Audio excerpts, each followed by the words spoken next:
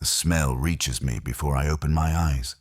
The same smell that has lived in my nostrils for 3 years now. A smell that no amount of scrubbing can remove from skin or soul. The smell of decay, mixed with the chemical bite of industrial cleansers, mixed with something else that has no name, the smell of death made routine.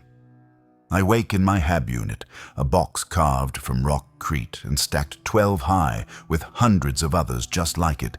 The darkness so complete that opening my eyes changes nothing. The perpetual night of lower hive infernus, where no sun has penetrated in millennia, where the only light comes from flickering lumen strips that fail more often than they work. The walls around me are close enough to touch on all sides without extending my arms. Close enough that I sometimes wake gasping from dreams of being buried alive, which is funny in a way that stopped being funny after the first month. Because this is being buried alive. Just vertically. Just with a weekly ration chit to prove you still deserve the space you occupy. I lie still for a moment in the coffin-sized space that the administratum calls living quarters, and I call a holding cell between shifts, listening to the sounds of the hive, the eternal grinding of machinery that never stops, the distant percussion of metal on metal from the manufactorums 3 levels down, the dripping of toxic runoff through corroded pipes, the occasional scream that might be human or might just be the hive itself settling into its foundation of compressed bones and broken dreams. The chronometer bolted to the wall above my head glows faint green, the numbers telling me I have been granted 6 hours of rest between shifts, which is more than some get and less than anyone needs. But the quotas do not care about need, only about function, only about whether you can still push a cart and lift bodies and mark locations in a logbook without your hands shaking too badly to read the entries. My morning routine begins the same way it has begun for 3 years, with an inventory of failure, a catalogue of slow deterioration that marks the passage of time in this place, where time has no meaning beyond shift changes and quota deadlines. I check my rebreather first, running fingers over the filters that protect my lungs from the worst of the corpse dust and chemical vapors, finding them yellow-brown with accumulated filth, knowing I am down to my last 3 filters and the Corpse Guild only issues new ones monthly, knowing I will have to make these last another 2 weeks, or breathe unfiltered air that can strip the lining from your throat in a single shift. I examine my gloves next, thick leather over canvas backing, searching for tears or weak points where corpse juice might seep through, because the fluids that leak from bodies carry diseases that can eat flesh from bone, can turn a small cut into a death sentence, can reduce a functioning collector to a collection in a matter of days. I sit up in the darkness and begin to dress, pulling on the gray-green coat that marks my profession, the heavy rubberized material stiff with stains that no amount of washing can remove, brown and black, and colors that should not exist, the accumulated residue of 3 years of handling the dead. The coat reaches my knees, meant to protect against splashes and contamination, but nothing truly protects against this work. Nothing keeps the horror from soaking through fabric and skin and entering the meat of you, changing you in ways that have nothing to do with physical contamination. I lace my boots with fingers that still know how to tie knots despite the missing digits on my left hand. 2 fingers lost in year 1 to an accident I try not to remember. A moment of carelessness that taught me the first rule of corpse collection, which is that the dead can still hurt you if you stop paying attention. The badge of the Mercator Pallidus goes over my heart, sewn onto the chest of my coat where everyone can see it, a vulture-headed eagle clutching a body in its talons, the symbol of the Corpse Guild and all the authority it carries, which in lower hive infernus is absolute, is unquestionable, is the difference between civilization and plague. Death in a matter of weeks. I stare at the badge for a moment in the dim light of my hab unit, running my thumb over the raised metal, thinking about what it means to wear this symbol, to be marked as a collector of the dead, to be the person that mothers pull their children away from, that workers cross streets to avoid, that even gangers make warding signs against. The Corpse Guild has more authority than the Adeptus Arbits in some ways, Because without us, the hive dies. Without the collection and processing of bodies, the diseases would spread faster than last fire. Without the corpse starch that comes from our work, billions would starve before the next supply ship arrives from the agricultural worlds that feed the Imperium's endless hunger. I offer my daily prayer to the Emperor, not because I believe he hears me, not because I expect any intervention or blessing or mercy, but because routine is what keeps you sane in this work, because the rituals of faith are the only structure holding back the chaos of complete despair. I speak the words that I was taught as a child, the words that promise the Emperor protects, the words that guarantee service will be rewarded and suffering has purpose, and I try not to think about how those promises sound in a place like this. In a life like mine, in a job that consists of collecting the evidence of how little protection anyone actually receives. Keep me alive today, I pray. Let the cartwheels turn. Let the quotas be merciful. Let me collect enough to justify another week of rations. Let me not end up in my own cart. These are practical prayers, transactional prayers, the kind of bargaining you do with a distant emperor who has 10,000 other things to worry about, besides one corpse collector in one hive on one world among millions. The walk to Collection Station Gamma 7 takes 40 minutes through corridors that reek of humanity packed too tight, through passages slick with condensation that drips from ceiling pipes carrying liquids you do not want to identify, through crowds of shift workers heading to their 14-hour days in the manufactorums and processing plants and refineries that make the Imperium function. The workers part around me without making eye contact, flowing to either side like water around a stone, their avoidance so automatic that most of them probably do not even realize they're doing it. Their bodies responding to the sight of my coat and badge with an instinct deeper than thought I am pollution to them. I am bad luck given human form. I'm a walking reminder of where everyone in Lower Hive eventually ends up, and nobody wants to think about that any more than absolutely necessary. Steam vents punctuate the corridors at irregular intervals, releasing superheated vapor that can cook flesh if you are not careful. If you do not know which vents are scheduled to blow and which ones operate on failing timers that might trigger at any moment, I navigate by memory and by watching the condensation patterns on the walls, by reading the signs that 3 years of this walk have taught me to recognize. Moving through the industrial landscape with the automatic efficiency of someone who has stopped thinking about the journey and thinks only about the destination. Toxic puddles glow faint green in the shadows between lumen strips, pools of chemical runoff from the manufactorums above. Fluid that will eat through boot leather in hours and through skin in minutes. Liquid that I step around without conscious thought because avoiding death has become so routine that I no longer register the danger. Collection Station Gamma 7 occupies a massive warehouse in the Manufactorum district, a space large enough to hold hundreds of collection carts, each one designed for the single purpose of transporting bodies from where they die to where they are processed. The carts stand in neat rows under flickering overhead lumens. Metal frames with 4 wheels and hinged back doors, some new and some decades old. All of them maintained to guild standards because a broken cart means missed collections, means quota failures, means someone ends up collecting instead of being collected. I find my cart by the number painted on its side, Cart 77, my assigned vehicle for 2 years now, the squeaking front right wheel that I keep meaning to oil but never do, the frame that can hold approximately 15 adult bodies or 25 children depending on how efficiently you stack them, the door that sometimes sticks when you try to dump the load.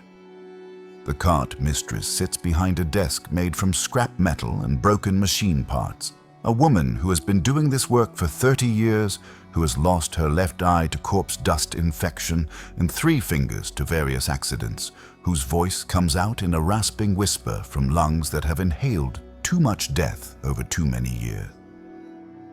Myra Scorn looks up as I approach. her remaining eye focusing on me with the flat assessment of someone who sees people only as functional units, as collectors who either meet quota or fail to meet quota, as bodies in waiting who happen to still be mobile. She checks my identification against her roster, confirming that Davin Kale is authorized for collection duty this shift, that my ration chits are current, that I have no outstanding violations that would prevent me from taking Cart 77 into the streets. "Your route," she says, her voice like metal scraping metal. "Manufactorum District 4-77 through Hab Cluster Epsilon, ending at Reclamation Grade 12. Expected quota 8 bodies minimum, probably closer to 15 if the reports are accurate. Gang war last night in District 4-77, turf dispute over water ration territory, toxic leak in Epsilon, promethium vapor from a ruptured pipeline, respiratory casualties estimated at a dozen or more." She slides a data slate across the desk toward me, the screen displaying my assigned route in glowing green lines, the expected collection points marked with red indicators, the time limits for each section calculated to ensure I can complete the route and return to the grate before the next shift begins. Clean pickings, Kale. Should be an easy day if you move efficiently. She issues my week's rations along with the route assignment, sliding a small plastic container across the desk with the same casual indifference she might show to handing out cleaning supplies or ammunition. 2 corpse starch biscuits, gray and dense and tasting like nothing, mixed with sadness, like eating compressed despair that has been radiation sterilized and pressed into blocks. 1 tin of reconstituted protein, the label deliberately vague about what animals or materials went into its creation, because knowing would not help anyone and might cause people to stop eating, which would defeat the purpose. Half a liter of recycled water in a sealed container, fluid that has passed through purification systems in human bodies so many times that thinking about its history makes you want to stop drinking entirely, except that not drinking means dying, means becoming cargo instead of collector, means the cart instead of pushing the cart. I accept the rations without comment, because complaint is pointless, because Myra has heard every possible objection and observation about Corpse Guild working conditions, because in the end, the alternative to this job is being unemployed in Lower Hive Infernus, which means being dead in Lower Hive Infernus, which means becoming the product instead of the worker. I place the rations in the storage compartment built into the side of Cart 77, securing them behind a locked panel to prevent theft during collections, because even corpse collectors have things worth stealing. Even people who handle the dead need to eat. Even we have ration chits that others would kill for if given the opportunity. The irony of corpse collectors worrying about theft from corpse collectors is not lost on me, but irony does not fill stomachs or prevent violence. Irony is just another luxury that lower hive workers cannot afford. I push Cart 77 out of Collection Station Gamma 7, the wheels protesting against the cracked rockcrete floor, the front right wheel announcing my departure with its familiar squeak, a sound that has become so much a part of my daily existence that I barely hear it anymore, barely register the metal-on-metal complaint that marks every step of my journey. The weight of the cart is familiar in my hands, the resistance of the wheels against uneven surfaces, the balance required to navigate tight corners and steep ramps, the physical effort of pushing empty weight that will become much heavier as the shift progresses. 14 hours ahead of me, 14 hours of collecting bodies and marking locations and loading flesh that used to be people, 14 hours of pushing this cart through the darkness of Lower Hive Infernus, until it is full enough to satisfy quota and empty enough to push to the reclamation grate. Manufactorum 4-77 is a vast hell of grinding gears and molten metal and human suffering compressed into industrial function, a space where thousands of workers chain themselves to stations for 23-hour shifts, because being unchained means losing your position, means losing your ration chit, means dying. The building rises 7 stories above the hab level, each floor dedicated to different stages of autocannon shell production.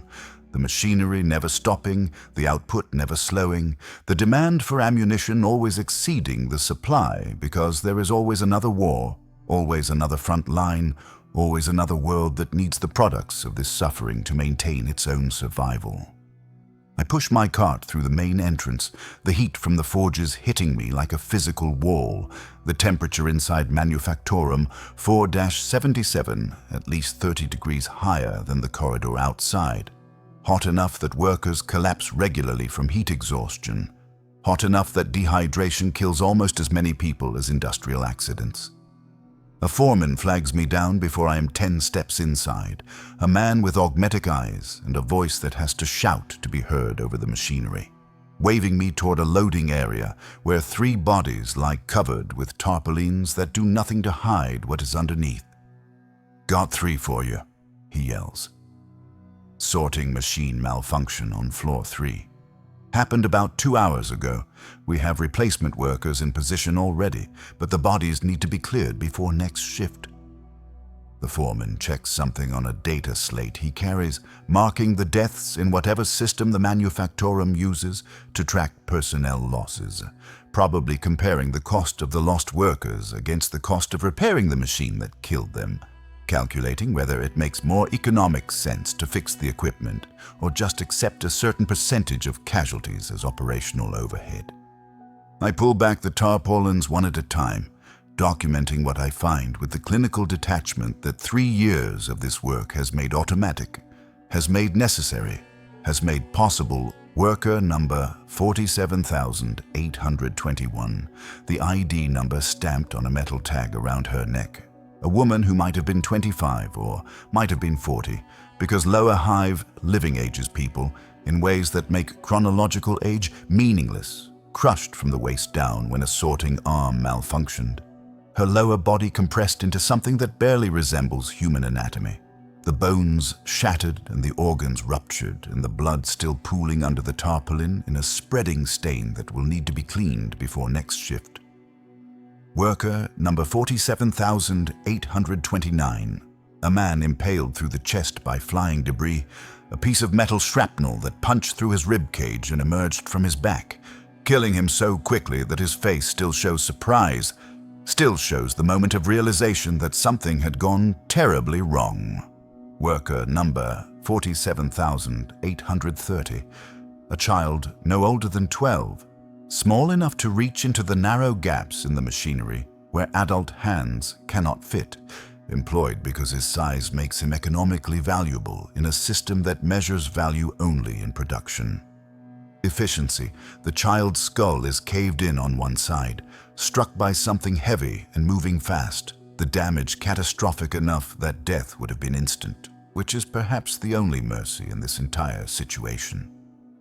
I stare at the small body for a moment longer than professional detachment should allow, feeling something crack in the armor I have built around myself, some fragment of humanity that I thought I had successfully buried rising up to remind me that this is wrong, that children should not die in factories, that 12 years is not enough life to justify this ending. I force the feeling down, push it back into whatever compartment I keep these thoughts in, because sentiment is dangerous in this work, because caring about the dead makes you less able to handle the dead, because the moment you start seeing people instead of units is the moment you start becoming unable to function. Guild regulations require me to check the bodies for valuables, anything of worth that can be catalogued and transferred to the Corpse Guild for redistribution, because even in death people remain sources of resources. Even corpses have economic value beyond their meat. The woman has nothing except her work clothes and the ID tag.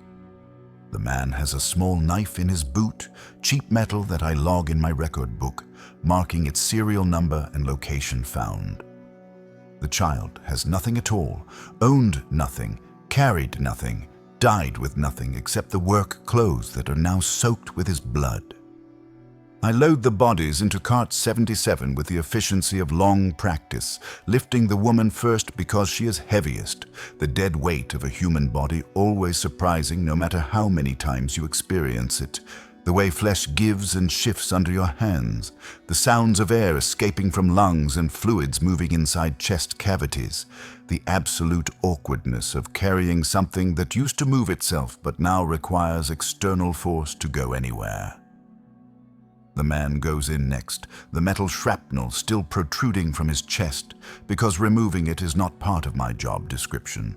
My role is collection, not preparation. Transportation, not processing. The child goes in last, and I find myself placing him more carefully than I placed the others, laying his small body down with something almost like gentleness, which is stupid because he is dead and gentleness changes nothing, means nothing, matters to nobody except perhaps me. The foreman watches me load the bodies with the same attention he might give to watching someone load shipping containers, checking that I handle the cargo with appropriate care, not because he cares about the dead, but because damaging corpses before they reach the processing plants reduces their value, decreases the quality of the final product, impacts the profit margins that determine whether Manufactorum 4-77 continues to receive raw material shipments. 3 workers loaded, he confirms, checking something off on his data slate. Replacement personnel are already in position.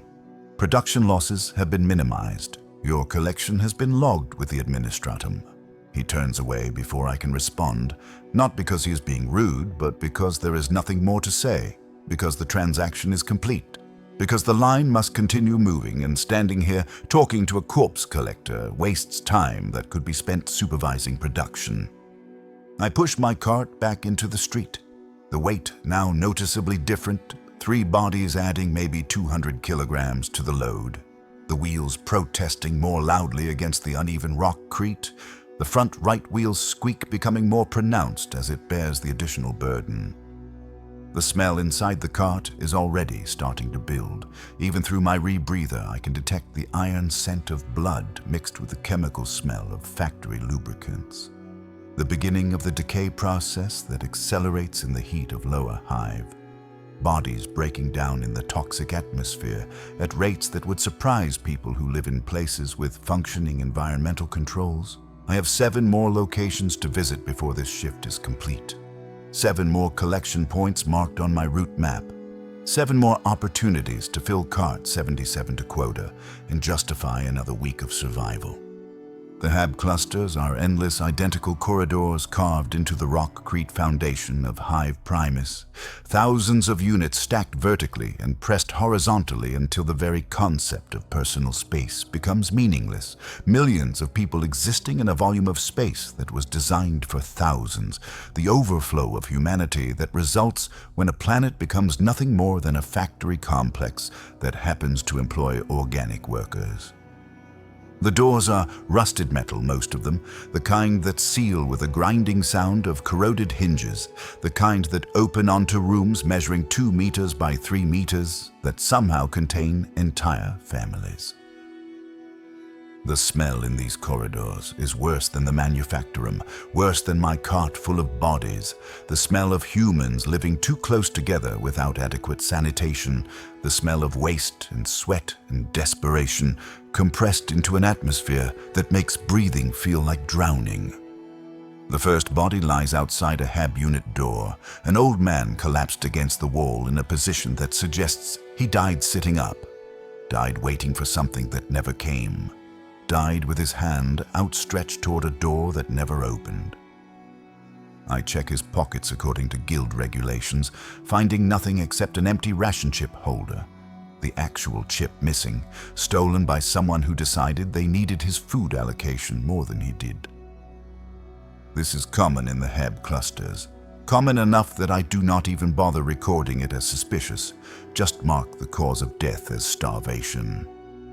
In my logbook, noting the location and the ID number tattooed on his forearm, adding one more entry to the endless catalogue of lower hive mortality. The body is light, almost nothing, the flesh wasted away by weeks of inadequate nutrition, the bones prominent under skin that has become almost transparent.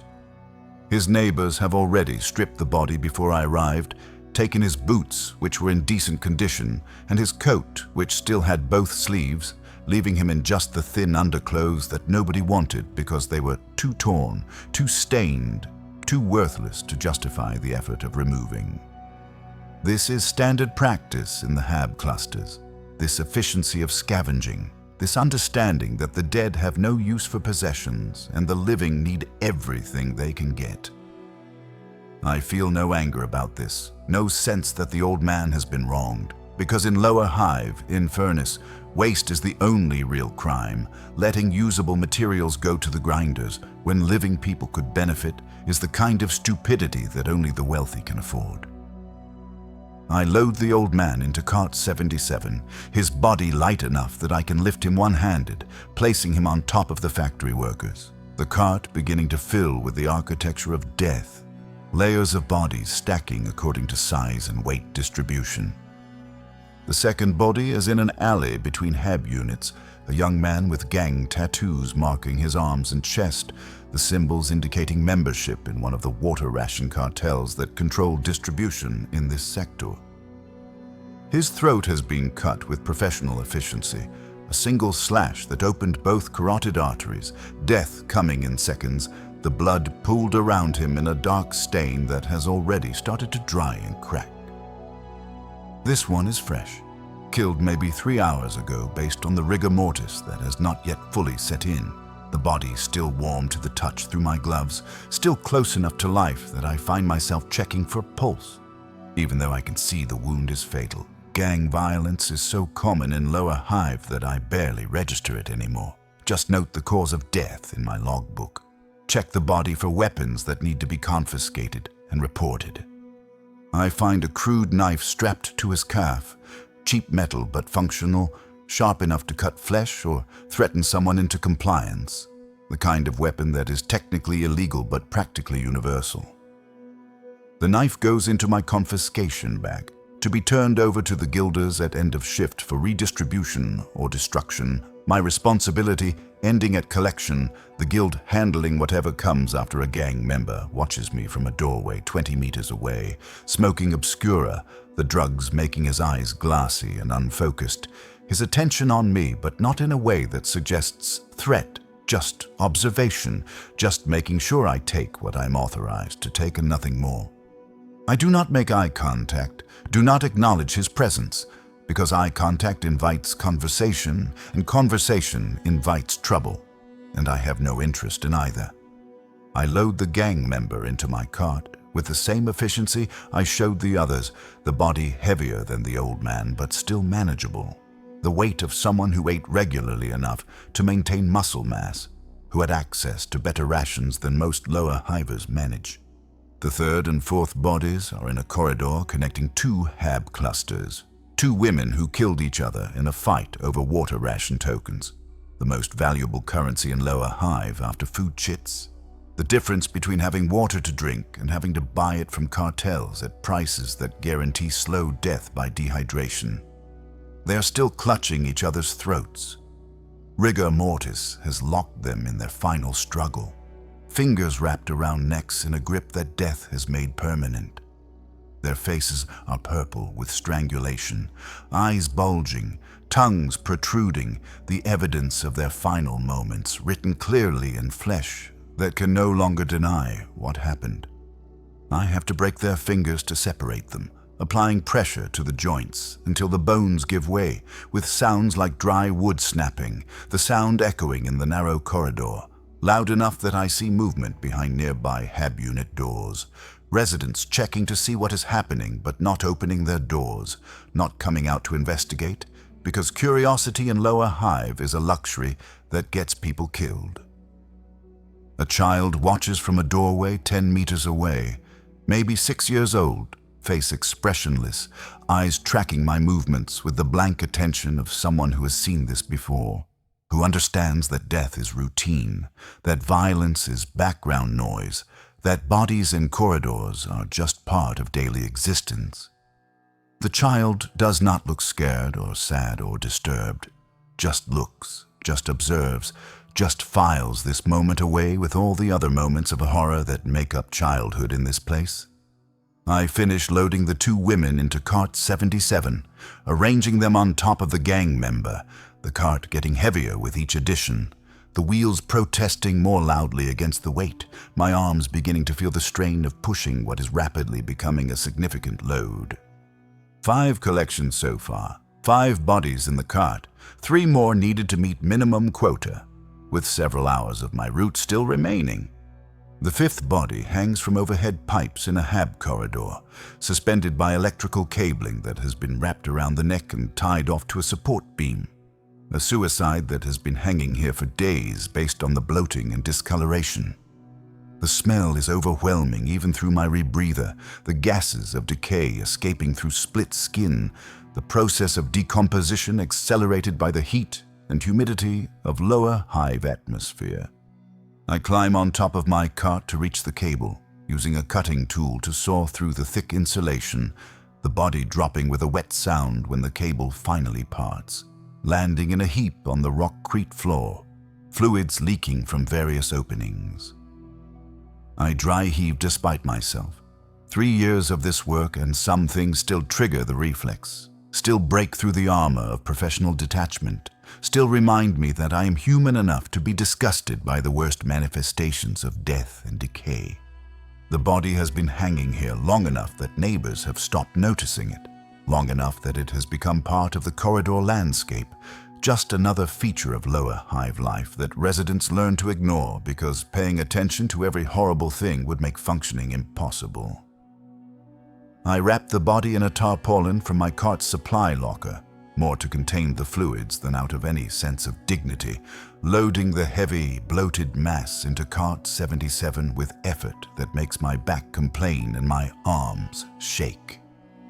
6 bodies now, minimum quota almost met.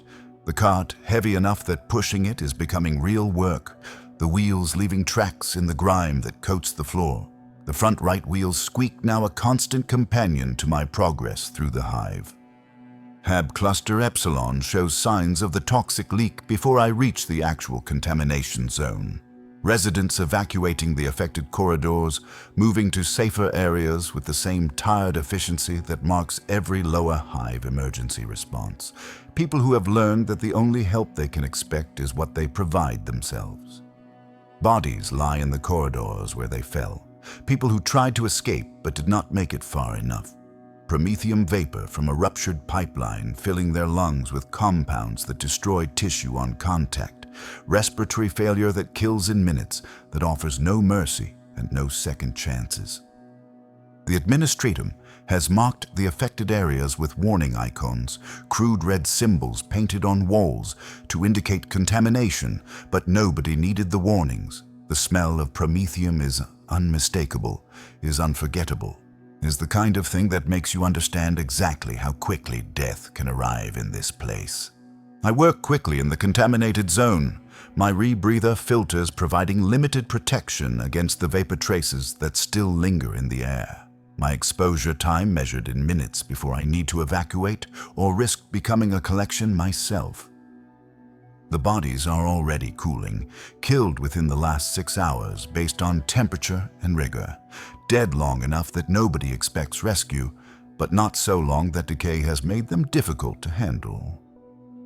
8th body is a mother clutching her child, both of them collapsed together, the mother's arms wrapped around the small form in a final gesture of protection that failed to prevent the vapor from reaching their lungs, that failed to save either of them from the industrial failure that killed them both. The child cannot be more than 3 years old, small enough that I can lift both bodies together, mother and child as a single unit, their embrace locked by rigor mortis into something that looks almost peaceful if you do not look at their faces, if you do not see the blood that leaked from their mouths and noses as their lungs dissolved. The child is clutching a toy, a crude stuffed animal made from rags and scraps, the kind of thing that parents make for children when they cannot afford actual toys, when love has to be expressed through handicraft rather than purchase. I stare at the 2 bodies for a moment longer than I should. Something breaking through my defenses, some fragment of emotion that I have been trying to suppress for 3 years, rising up to overwhelm the clinical detachment that makes this work possible. This is wrong, I think. The words appearing in my mind with terrible clarity, with the force of revelation, with the weight of truth that cannot be denied. Not wrong because it violates guild regulations, not wrong because it impacts quota fulfillment, but wrong in some deeper sense, some fundamental way that my training and conditioning have tried to erase but have not quite succeeded in destroying. I load the mother and child into cart 77 with more care than I have shown any of the other bodies, arranging them carefully on top of the suicide victim, positioning them so they remain together, so the mother's arms stay wrapped around her child, which is stupid because they are dead and staying together means nothing, but I do it anyway, offering this small gesture of respect to people who will never know I offered it, to bodies that are already just meat waiting to be processed into food for the living. As I close the cart's back door, securing the latch that keeps the bodies from sliding out during transport, another collector passes on the street, pushing his own cart that is already filled with the harvest from a different route. Roth Grimm is a veteran who has been doing this work for 12 years, who has seen more death than I can imagine, who has pushed this cart for so long that he has become part of it, man and machine merging into a single entity whose purpose is collection, and whose identity is function. Roth sees my face as he passes, sees whatever expression I'm wearing, whatever crack in my armor is showing through.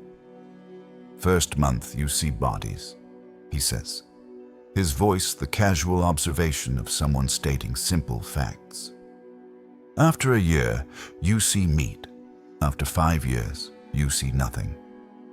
Stay in this long enough, you stop being able to see yourself." He pushes his cart past me without waiting for a response, whistling a tuneless song that might have had melody once but has been worn smooth by years of repetition. Just sound for the sake of filling silence, just noise to mark the passage of time. I watch him disappear into the toxic haze of the corridor, his cart squeaking with its own patterns of mechanical failure, his form becoming just another shadow in the perpetual darkness of Lower Hive. Just another collector pushing toward the reclamation grate, where we all end up eventually. I collect 7 more bodies before my route is complete, factory workers and starvation victims, and 2 more gang violence casualties, loading them into cart 77 with the mechanical efficiency that has returned after my moment of weakness, the professional detachment that makes this work possible settling back over me like a familiar coat. 13 bodies total, 1 over minimum quota, enough to satisfy the guild and justify my continued employment. Enough to earn the ration shit that keeps me from becoming cargo myself. The cart is heavy now, the weight of death adding up to hundreds of kilograms, the wheels protesting against every uneven surface, my arms and back aching from the effort of pushing what has become a significant load through corridors and ramps and streets that were never designed for easy transport. Reclamation Grate 12 is a massive opening in the high floor, edges corroded by decades of chemical exposure, heat rising from below in visible waves that distort the air, the shimmer of temperature difference making the grate appear to move and pulse like something alive. Down there, 50 meters below street level, the corpse grinder plants operate in continuous shifts, processing bodies into protein paste, breaking down flesh and bone into components that can be sterilized and reconstituted and pressed into the gray biscuits that feed billions. I know the process by heart, even though I have never seen it directly. Know each stage from separation to enzyme digestion to radiation sterilization to mechanical grinding. Know exactly what happens to every body I deliver. Know that the rations I eat each day come from people who once pushed carts or worked factories or lived in hab units just like the ones I pass through every shift. The Great Keeper is a servitor, more machine than human, the human parts that remain visible consisting of a torso grafted to mechanical locomotion systems and augmetic arms that move with the precision of programmed responses. The servitor tracks every delivery with optical sensors that never blink, recording data on collection efficiency and quota fulfillment, marking my performance against some administratum standard that determines whether I continue to exist as a collector or become collected. I position cart 77 at the edge of the grate, releasing the latch that holds the back door closed, preparing to tip the load into the darkness below. The bodies slide toward the door as I raise the front of the cart, gaining momentum as gravity takes over, tumbling out in a cascade of flesh and limbs and clothing, falling toward the grinders with sounds of impact that echo up from below. I watch them fall, cannot help myself, count the splashes as each body hits the processing machinery below. 1, 2, 3, the mother and child together making a single splash. 4, 5, 6, the sounds of impact getting softer as the bodies pile up in whatever receiving system exists down there. 13 splashes total, 13 units delivered, 13 former people now on their way to becoming food for their replacements. The grinding sounds rise from below, the industrial symphony of flesh being reduced to component materials, bone being pulverized, tissue being separated, the mechanical process of recycling that makes survival possible in a place where millions die every day. The servitor marks my logbook with mechanical precision, its voice a flat mechanical approximation of human speech. Emotion removed, personality eliminated, consciousness reduced to function. 13 units delivered. Quota exceeded. Performance adequate.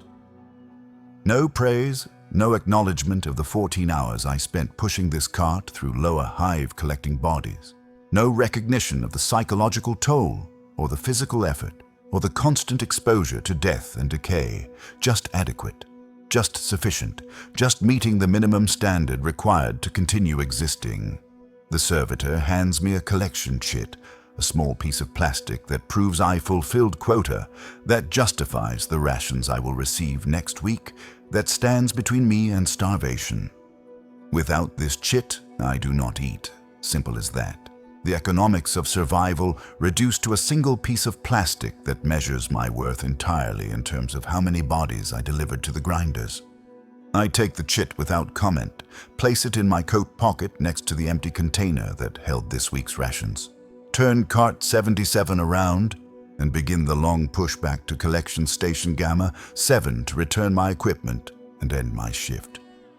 Feeding Hall Kappa 9 holds thousands of workers eating in rotating shifts, the noise level deafening, the smell of corpse starch and recycled water mixing with the ambient stench of unwashed humanity, creating an atmosphere that makes eating feel like punishment, like one more industrial process that must be completed before you can rest.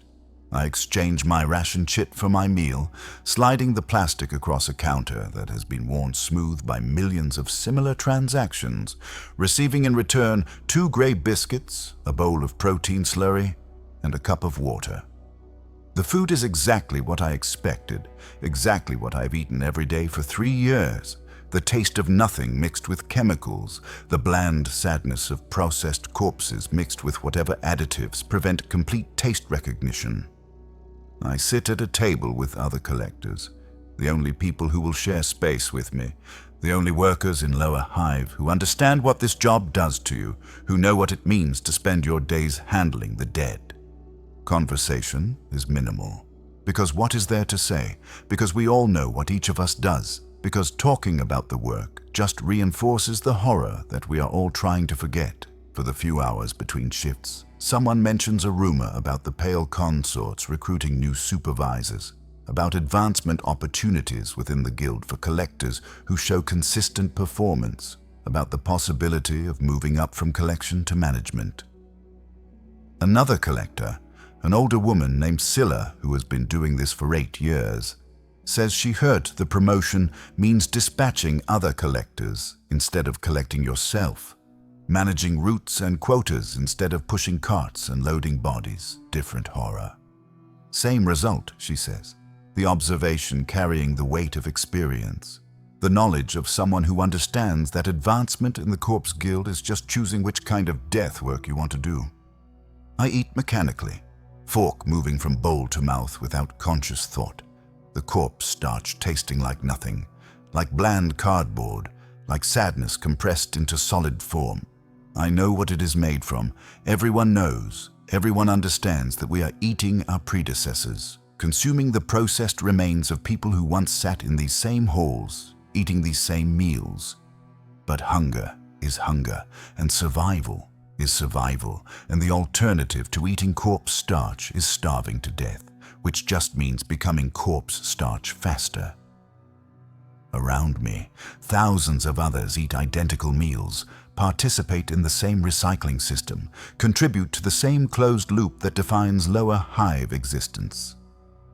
We eat the dead to live, and live to be eaten, the perfect circle of necessity, the economic equation that keeps billions alive on a world that cannot sustain its own population through conventional agriculture. I returned to my hab unit after the meal, climbing the access ladders that connect different levels, pulling myself up 12 stories of vertical hab stacks until I reach the coffin-sized box that contains everything I own. Exhaustion makes the climb harder than usual. My arms still sore from pushing cart 77, my back complaining about the hundreds of times I bent to lift bodies, my lungs raw from breathing through a rebreather for 14 hours. I seal myself into the hab unit, the door clicking shut with the finality of a tomb closing, the darkness absolute once I extinguish the single lumen strip that provides illumination. Sleep should come easily after a shift like this, after 14 hours of physical labor and psychological trauma, after pushing a cart full of corpses through the endless corridors of lower hive infernus. But sleep does not come, not immediately. Not without the thoughts that I try to suppress during working hours, rising up to fill the darkness.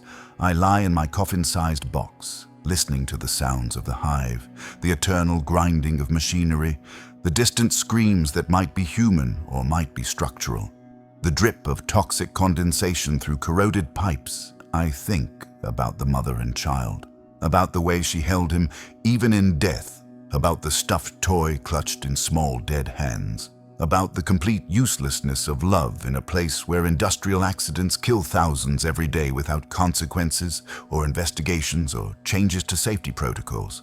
I wonder if they had names beyond their ID numbers, if anyone will mourn them, if anyone even knows they are dead, or if they are just gone, converted to protein, consumed by strangers who will never know that they are eating someone's mother, someone's child, someone who loved and was loved and died holding tight to that love as promethium vapor dissolved their lungs. Dangerous thoughts, these. Thoughts that lead nowhere productive, that serve no purpose except to make the horror more real, more personal, more unbearable. I try to force them away, try to push them back into whatever compartment I keep these feelings in, but they resist. They insist, they demand to be acknowledged. I find myself wondering if this is what the Emperor intended when he created the Imperium.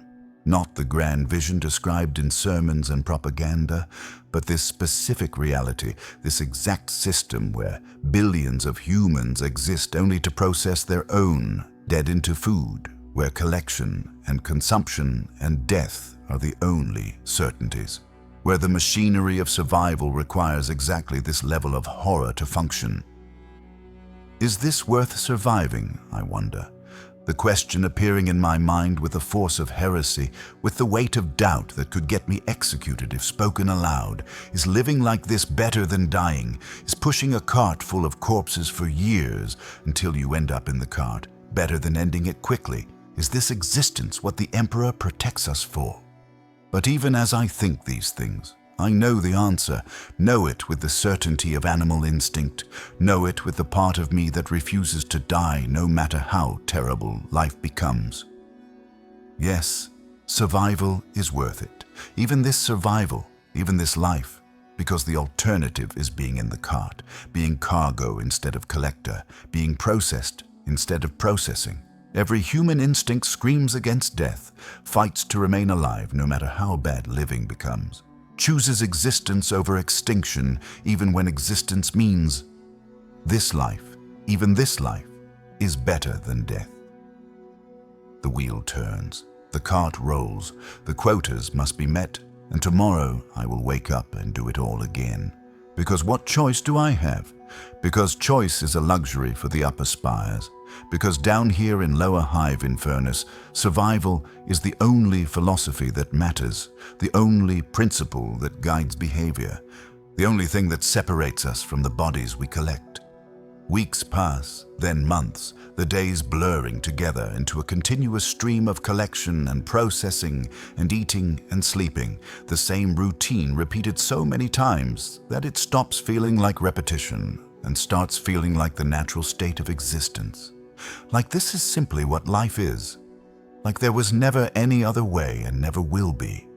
I collect hundreds of bodies during this time, factory accident victims and gang violence, casualties and starvation deaths and disease victims and toxic exposure, cases and accidents and suicides and murders, every possible way that humans can die, represented in my collections, every variation of death documented in my logbook. The faces stop registering after a while, the individual details becoming less important than the practical considerations of weight and condition, size and decomposition state, how many will fit in the cart, how heavy the load will be, whether I can complete the route before the bodies become too decayed to transport. Rothgrim was right, I realize. I'm beginning to see nothing, beginning to look at bodies and see only units, only quota numbers, only the difference between meeting my collection target and failing to meet it. The mother and child that haunted me for weeks after I collected them have faded from immediate memory, filed away with thousands of other collections, just 2 more entries in the endless catalogue of lower hive mortality. The horror has not decreased exactly, but it has become familiar, has become background, has become the water that I swim in without noticing that I am drowning. This is what survival requires in a place like this. This ability to stop seeing, this capacity to look at terrible things and register them only as logistics problems, this transformation of horror into routine that allows you to continue functioning when any normal human response would be paralysis. But then something happens that breaks through the armor I have built, that forces me to see again, that makes me confront exactly what I have become. I am collecting bodies from a gang war aftermath, loading victims into cart 77 with my usual efficiency, when I notice that one of the bodies is not quite dead, is breathing shallowly, is injured badly enough that everyone assumed she was finished, but not quite badly enough to have actually stopped living. She has been beaten with terrible thoroughness, face destroyed, ribs broken, internal organs probably ruptured, the kind of injuries that guarantee death, but might take hours or days to finish the job. Her eyes open as I check her for valuables, focus on me with an awareness that should not be present in someone this close to death. Her hand reaching up to grab my coat with surprising strength, fingers clutching fabric with the desperation of someone who knows they are running out of time. "Help me," she whispers through broken teeth, blood bubbling from her mouth with each word. "Help me." I freeze, standing there with my hands on her body, trying to process what is happening, trying to figure out what guild regulations require in a situation like this. The rules are clear, only the dead are collected. The living are returned to the administratum for medical processing or interrogation or whatever the authorities decide to do with survivors. But she will not survive medical processing. Her injuries are too severe. She will die in some holding cell waiting for a medici who never comes, alone and in pain for hours or days. The alternative is to load her into the cart now, to deliver her to the reclamation grate with the others, to give her minutes instead of hours, to make the end quick instead of drawn out. She seems to understand the choice I am facing, her eyes showing knowledge of what the cart means, what the grate represents, what I am considering. She makes no sound, does not scream or beg or try to argue, just holds my gaze with those broken eyes, communicating in silence what words cannot convey. I make a decision that I know I will never be able to unmake. that will change something fundamental about who I am, that crosses a line that I did not know existed until this moment. I load her into cart 77, place her among the dead with the same efficiency I showed all the others, arrange her so she will not shift during transport, so she will not draw attention from anyone who might glance at my cargo. She does not protest, does not make a sound, understands that screaming will only draw attention, that silence is the only option if we are both going to survive this transaction. I complete my route with her in the cart, collecting the remaining bodies on my list, pushing toward Reclamation Grade 12 with a load that includes one person who is not quite dead yet. One woman who I am delivering to the grinders, while she can still feel, still understand, still experience what is happening. The entire time I can feel her presence among the corpses, can sense her breathing even though I cannot hear it over the street noise. Know that she is lying there waiting. Know that with every push of my cart, I am bringing her closer to the end. When I reach the grate, I do not look at her, do not make eye contact, do not acknowledge what I am about to do. I raise the cart, release the latch, tip the bodies into the darkness below. I watch her fall with the others, see her disappear into the shadows, count the impacts as each body hits the processing machinery. Mercy or murder, I do not know which, cannot decide, cannot find the words that would describe what I just did. The line between helping someone and killing them has become impossibly thin, has maybe always been thin, but I never saw it clearly. Until now I delivered her to death, quickly instead of slowly. Granted her minutes instead of hours, spared her the drawn-out agony of dying alone in an administrative holding cell. But I also killed her, made the decision that she should die now instead of later, took her life without her explicit consent, even though her eyes said she understood, even though her silence suggested agreement. The servitor marks my logbook without comment, without awareness that anything unusual just happened. Just records the numbers and issues my collection chit and moves on to the next collector in line. I walk away from Reclamation Grade 12 feeling different than I did when I arrived, changed in ways that I cannot articulate, carrying knowledge about myself that I wish I did not possess. I am not just a collector anymore. I realize I'm something else. Something that has crossed over from observer to participant, from logistics to decision-making, from function to choice. The horror is not that I killed her. The horror is how easy it was, how little resistance I felt, how quickly I made the decision and implemented it. The machinery of death has always been there. I just used to think I was outside it, used to believe I was just moving pieces around, used to imagine that I was not responsible for the outcomes. But I am responsible.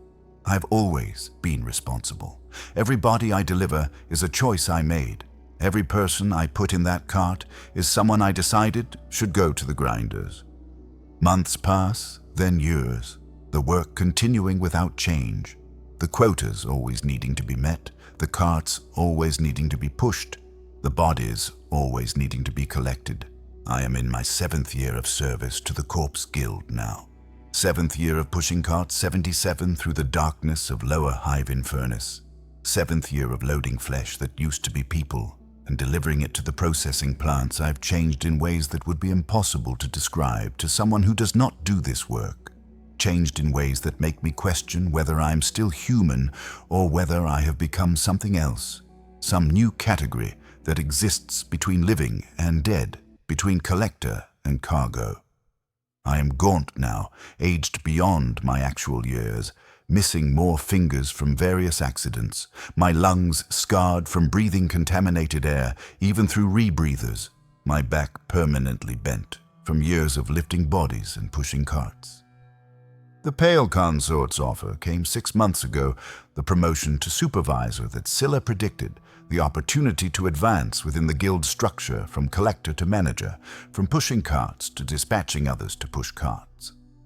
Better rations, larger HAB unit, authority over other collectors, a position that supposedly represents upward mobility, that supposedly indicates success within the system I accepted because refusing would have been suspicious. Because turning down advancement is the kind of behavior that gets you examined for loyalty issues. Because the alternative to accepting was potentially becoming unemployed, which means dead.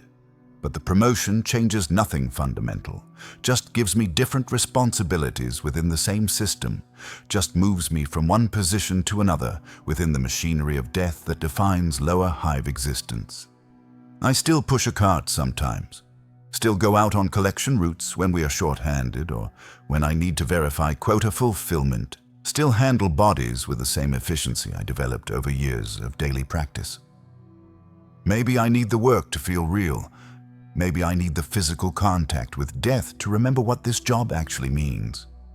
Maybe I cannot stop doing what I have been doing for so long that it has become the only thing I know how to do.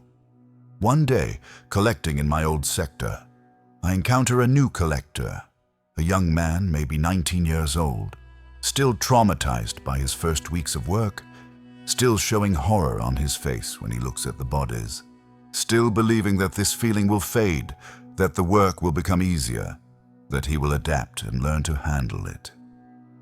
"Does it get easier?"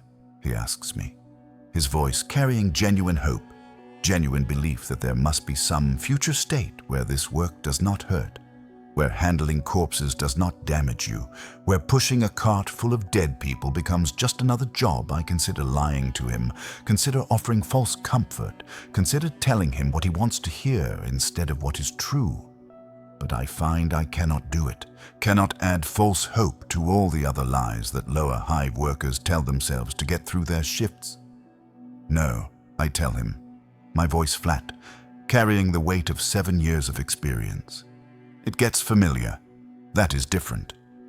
He looks at me with horror, with the realization that what he is feeling now is not temporary, that the psychological damage of this work does not heal, that he will carry these experiences for however long he survives. In this position, I remember feeling that horror, back when I could still feel things clearly, back before the work wore smooth all the edges that used to define my emotional responses. I walk away from the young collector, leaving him to process what I told him, leaving him to begin his own transformation from person to collector to thing. Years later, I am still here, still pushing carts when needed, still dispatching other collectors to meet quotas, still participating in the endless cycle of collection and processing that keeps lower hive Infernus from collapsing under the weight of its own dead. I have realized something terrible about the Imperium during these years, something that I wish I could unlearn, but cannot. The Imperium is not evil, I have come to understand. It is worse than evil. It is necessary. Every horror, every atrocity, every soul-crushing indignity serves a function within the vast machinery that keeps humanity alive across 1,000,000 worlds. The corpse starch program prevents starvation and disease.